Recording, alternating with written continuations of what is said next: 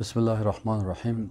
الحمد لله والصلاة والسلام على رسول الله صلی الله علیه و سلم و علی آله و صحبه اجمعین. برادرای عزیز، خواهرای محترم، آنچه که برای یک مسلمان است کل چیز که فهمیدن از او اول زیاد مهم است، اوی است که وقتی یک مثلا شما در روسیه زندگی میکنید، شما مثلا در دنمارک زندگی میکنید، این مثلا شما در دنمارک وقتی زندگی میکنید یک کافر میاد پیش شما میگه من میخوایم مسلمان شم. از خود پرسان میکنم، میگه خب من که مسلمان شم باید چی بگویم تا من مسلمان شم؟ شما طبعا برش میگه که بگو لا اله الا الله محمد رسول الله صلی الله علیه وسلم. این شاید او از شما پرسان بکنه و یا شما باید برش بفهمانید که وقتی چرا لا اله الا الله میگی، محمد رسول الله میگی و در لا اله الا الله محمد رسول الله تو بیخی 100% تغییر میکنی، از یک جهت دیگه می به طرف اسلام و نامت مسلمان گذاشته میشه. در لا اله الا الله چی است؟ این حالا برش میفهمانید که وقتی که انسان مسلمان میشه، شما قبل از مسلمان شدنتان با خالق آسمان ها و زمین، با خالق ای جهان، کسی که دنیا را خلق کرده، شما امرایزی تعهد نداشتین. یعنی مخکې لیدنه چې ته مسلمان سی د کائنات خالق سره تاسو هیڅ تعهد نه و. په خپل زړه باندې ژوند کوو، په خپل زړه باندې مثلا وظیفه اختیارول، په خپل زړه باندې کار کول، په هر طریقه چې تاسو زړه غوښته هغه کار باندې کوو. اوس چې ته مسلمان سی، شما که مسلمان شدین، وقتی کلمه میخواین، در حقیقت این کلمه مثل یک تعهد است، مثل یک قرارداد است. مثل که مثلا شما شرکت داریم، من در شرکت شما کار میکنم. وقتی در شرکت شما میم، بین ما و شما چی میشه؟ یک قرارداد امضا میشه. چند سال من در شرکت شما کار میکنم، چقدر وقت مثلا پیش شما میباشم. این وقتی که انسان کلمه میخونه، در حقیقت برای الله تعهد میکنه. 3 تعهد میکنه. 3 تعهد. تعهد اول ای است که ما یا الله، ما بغیر از ذات تو هیچ عبادت به هیچ مخلوق نمیکنم. یا الله، بغیر تال ذات ما ز هیچ عبادت هیچ مخلوق تا نکنم. نو هر کلمه چې په هغه باندې د عبادت نوم ایښودی سو، دا به فقط الله ته کوم. که مونځ ده، که رکوع ده، که سجده ده، که قربانی ده، که ذبح د حیوان ده، که ذبح د مثلا د چرګان دي، نو ته دا ټول عبادتونه دي. نو ته مجبوری چې دا عبادت فقط الله ته وکړي. دا لومړی تعهد ده الله ته. دوم تعهد دا ده چې یا الله، بغیر د تال شریعت نه زه د بل چا قانون نه منم.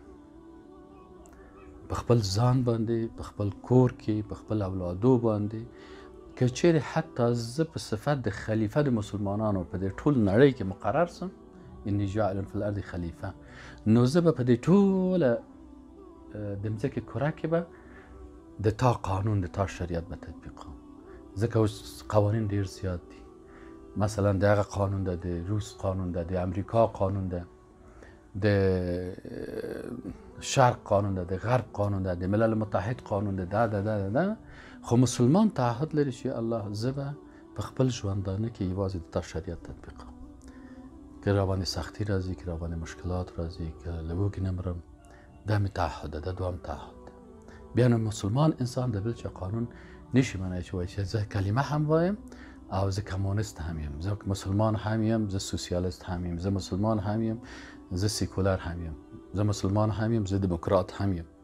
ځکه هر قانون ځان ته یو چوکات لري. نو فکر او قانون داسې تجزیه نه کیږي چې نیمایي به د دې قانون اخلم، نیمایي به د دې اخلم. نو دلته دا دوهم تعهد د مسلمان ده. او دریم تعهد د مسلمان دا ده چې یا الله، زه به د تا عبادت او زه به د تا شریعت د رسول الله صلی الله علیه وسلم په طریقه به تطبیقوم. نو لا اله الا الله محمد رسول الله هم دا معنا ورکوي. ځکه په عربي ژبه کې اله هغه ذات ته ویل کېږي چې ذات عبادت کیږي او قانون تطبیقیږي. د عربانو هم دغه ژبه وه. کله چې یو چاته به اله ویل په دې معنا چې دا د مونږ اله ده، دا د مونږ اله ده، مونږ دې ته عبادت کوو، او دا د مونږ اله ده، دا د مونږ رب ده، دا د مونږ خالق ده، مونږ به د دې قانون تطبیقوو. اوس فرعون نه ویل چې راځئ ما ته عبادت وکړئ، فرعون به ویل چې راځئ د موسی علیه السلام د شریعت په مقابل کې د ما قانون اطاعت وکړئ. نو ولې غرق سو؟ ولې موسی علیه السلام دغه په مقابل کې ودرېده؟ د دې لپاره چې هغه د الله شریعت نه منل. نو څوک چې د الله شریعت نه مني او خپله وایي چې راځئ د ما قانون تطبیقوي، بیا دې ته طاغوت ویل کېږي. فمن یکفر بالطاغوت و یؤمن بالله، الله وایي چې باید تاسو اول طاغوت باندې کافر سوئ و یؤمن بالله، بیا تاسو کولی شئ چې ایمان په الله راوړئ. نو کله چې تاسو نه یو نفر پوښتنه کوي چې ښه زه ولې لا اله الا الله وایم، وایي لا نسته اله، هیڅ څوک چې مستحق دی چې ذات عبادت سي او شریعت تطبیق سي الا الله، بغیر الله نه. دوه تعهدونه په دې کې ده. او دریم تعهد په څه کې ده؟ چې د الله عبادت او د الله اطاعت به د رسول الله صلی په طریقه به کوي، محمد رسول الله صلی الله علیه وسلم. اوس دغه کافر ته تاسو وایئ مخکې تا دغه تعهدونه نه درلوده، اوس تعهد وکړه چې بغیر الله له ذات نه بل چاته به عبادت نه کوي، بغیر د الله له شریعت او قانون نه د بل چا قانون باندې منې، او بغیر د رسول الله صلی له طریقې نه بلو طریقو کې ته مثلا عبادت نشي کوي. همدغه د طریقه د رسول الله صلی الله علیه وسلم، څه رقم مونځ کړی، څه رقم عبادت کړی، څه رقم روزه نیولی، څه رقم حج کړی. ځکه رسول الله صلی الله علیه وسلم صلوا کما رأیتمونی اصلی، رسول الله صلی الله علیه وسلم په شک د پریکټیکل ورته وایي که نه، یعنی عملی پراکتیک درس به ورکول چې وایي صلوا کما رأیتمونی اصلی، زه دغسې مونځ کوم راځئ لکه ما غوندې مونځ وکړئ. خذوا عني مناسککم، حج ته چې تله نو دوی ته به ویل چې راځئ ما پسې هر کار چې زه کوم، طواف کوم، سعی کوم، دا کوم دا کوم، تاسو به ما پسې کوئ. دا د تاسو شریعت او د تاسو د رسول الله صلی طریقه و. نو کله چې موږ او تاسو کلمه وایو دا اساسي خبره د دین ده. اوس عبادتونه څو رقم دي چې موږ باید فقط الله ته وکړو. بعضې عبادتونه قلبي عبادتونه دي چې زړه پورې ارتباط لري، لکه خوف، لکه محبت، لکه رجا. باید ته داسې د الله عبادت چې کوي په مینه به ورسره عبادت کوي، په محبت سره. والذین آمنوا اشد حبا لله، باید له خدای نه وویریږي. علامه ابن قیم وایي چې مسلمان انسان لکه یو مارغی غوندې ده، سر محبت د الله ده، یا وزر خوف ده، او بل وزر رجا ده. یعنی ته باید هم الله سره محبت، دا هم عبادت د الله ده، دې ته عبادت قلبي وایي. باید زړه د الله سره وي، او باید له الله نه داسې وویریږي، له الله له عدالت نه، چې زه باید یوه ذره هم باید د الله مخالفت ونه کړم. او بل چې ده دومره به د الله په رحمت ایمان ولري چې هر څومره زه ګناهګار یم، حتما الله ما ته به یوه لاره خلاصوي او ما به له دې مشکل نه خلاصوي. نو خوف ده، رجا ده، محبت ده، بل هغه ده توکل ده، تعظیم د شاعر ده. تعظیم د شاعر څه معنی؟ چې ته باید مثلا قرآن ته عظمت ورکړي، مثلا د رسول الله صلی الله علیه وسلم احادیثو ته ډیر باید په احترام او ادب ورته وګوري.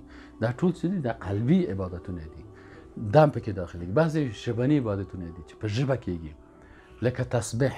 مونږ تسبیح بغیر له الله نه بل چاته نه وایو.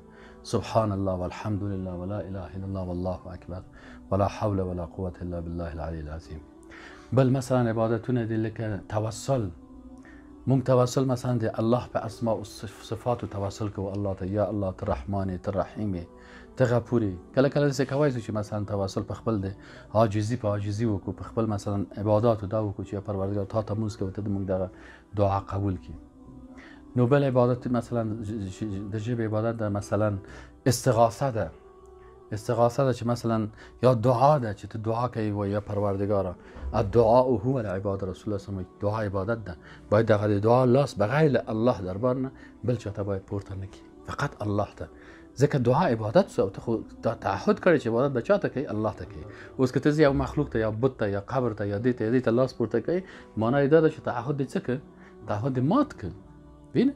یا مثلا استغاثه ده. استغاثه هم دعا ده. څه رقم دعا ده؟ چې په ډیر سخت حالت کې قرار لري، استغیثون ربکم. رسول الله هم ډیر سخت حالت ولته دښمنان راتلل د بدر غزا و. رسول الله صلی الله لاس په اسمان ته الله ته پورته کړ چې یا الله مونږ ته مدد وکړه.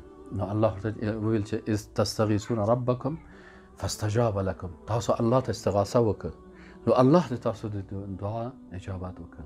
نو هم دغه مثلا استغاثه عبادت ده، توسل عبادت ده، ژبني عبادتونه، تسبیح عبادت ده، امر بالمعروف عبادت ده. دا ټول کارونه به فقط یوازې به الله لپاره کوي.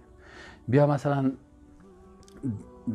د مثلا بدني عبادتونه دي، مثلا د سترګو عبادت سته، د ویښتو عبادت سته، د لاسونو عبادت سته، د پښو عبادت سته. دا ټول عبادتونه دي، دا باید فقط الله ته وکړي. بیا مثلا نور عبادتونه مالی عبادتونه دي، لکه نظر، لکه براق قربانی، لکه مثلا چاته خیرات ورکول، صدقه. دا ټول مالی عبادتونه دي. دا هم باید لکه حج، دا هم باید خاص د الله لپاره هغه وسی. دا عبادتونه ځکه چې دا په دې کلمه کې دا ټول شاملېږي، دا ټول شاملېږي چې کله چې انسان هغه کوي عبادت.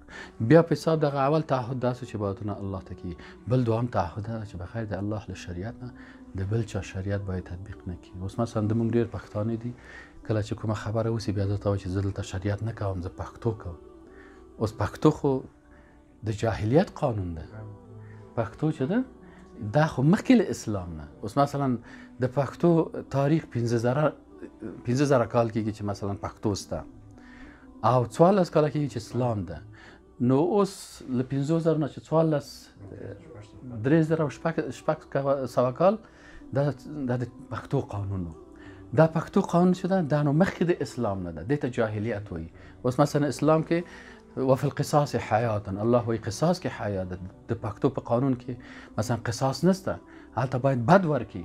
مثلا که یو نفر قتل کړي د قاتل په مقابل کې به دا باید څه وکړي؟ دا باید مثلا 3 ښځې ورکړي. وینه؟ نو دا خدا د اسلامي هغه نه ده. اوس دلته ته تعهد کوي چې یا الله بغیر د تعالی شریعت نه د بل چا قانون باندې تطبیق کوم. اوس ډېر خلک چې مثلا په حساب دی وایي موږ په حساب د پښتو کوو، موږ په حساب د پارسي کوو، موږ په حساب د ازبکي کوو، موږ په حساب د خپل رواج کوو، د خپل هغه کوو. دا نو بیا دا تعهد مات کړ. او بعضې خلک دی مثلا وایي چې نه زه خو مسلمان یم خو زه مثلا کمونیست کېږم. اوس کمونیزم او اسلام سره یو ده که لرې ده؟ نه. کمونیزم چې دا لایق سیستم ده. هغوی وایي چې قانون به سماوي موږ نه منو، آسماني قانون نه منو، باید قانون چې کې په مځکه کې لکه دموکراسي، لکه سیکولاریزم. خو سیکولاریزم دوه برخه لري، یو شرقي سیکولاریزم ده، یو غربي ده. شرقي اتحاد شوروي او چاینا، او غربي چې ده دا نو اروپا او امریکا. نو د دوی ټول هغه چې ده فقط په حساب د هغه فرق لري. اصل سیکولاریزم کې ټول یو دي. دوی وایي چې باید قانون په مځکه کې، آسمانی قانون دوی نه مني. خو بیا په منځ کې بیا هغه شرقي ده او هغه غربي ده، بیا هغه کاپیتالیزم کېږي، هغه سوسیالیزم کېږي. نو په دې حساب مسلمان انسان وایي چې الله بغیر د تعالی شریعت نه بل قانون زه نشم منی. په همدا حساب چې ډېر مسلمانان مثلا کله چې کمونستان مسلمان به یې ونیي بیا ورته ویل چې ته زموږ قانون منې، هغه ویل چې نه زه دا قانون نشم منی، که ما وزنې مه وزنه، زه نشم کولی ځکه چې کلمه ده، تعهد مې کړی الله سره. اوس زه څنګه وکړم چې خپل تعهد له هغه نه لاسه ورکړم؟ او ډېر خلک چې بیا نه پوهېږي هغه بیا وایي چې نه اوله زه کوم چې یو مکس شی پیدا کړم، نیمه یې به دې خوا ته هم دا کوم هم دا کوم. دا بیا په اسلام کې نشته. او بل مثلا د رسول الله صاحب طریقه، خلک ډېرې طریقې جوړوي، یا په حساب د ګدا کوي، یا په حساب د ګډېږي، او بل مثلا دایري وهي، او بل هغه کوي ټنګ ټکور. او اسلام کې چې دا طریقې نشته. اسلام کې یوه طریقه ده چې همغه طریقه ده رسول الله صلی الله علیه وسلم ده، همغه کامله او صحیح طریقه ده چې باید د رسول الله صلی په طریقه باید انسان عمل وکړي. نو دا چې یو کافر راځي همدغه باید تاسو ورته ووایي چې ته چې مسلمان کېږي دغه 3 تعهدونه باید ته ولري، او هر مسلمان باید پوه کړي په دې تعهدو باندې. ورته وایي چې وروره موږ تاسو دغه 3 تعهد لرو. نو بیا که دا تعهدونه مات کړي، بیا دا کلمه چې 10 وارې مو وایي، 20 وارې مو وایي، بیا دا الله ته دې هغه نه کېږي. بسم الله. شخصی که بالغ باشه استاد و سنش کم باشه، در رمضان سنش فرض باشه و خورده باشه به غلطی، حال با عمرش بسیار شده و میگه که من یه خورده ایم دیگه، ما هیچی.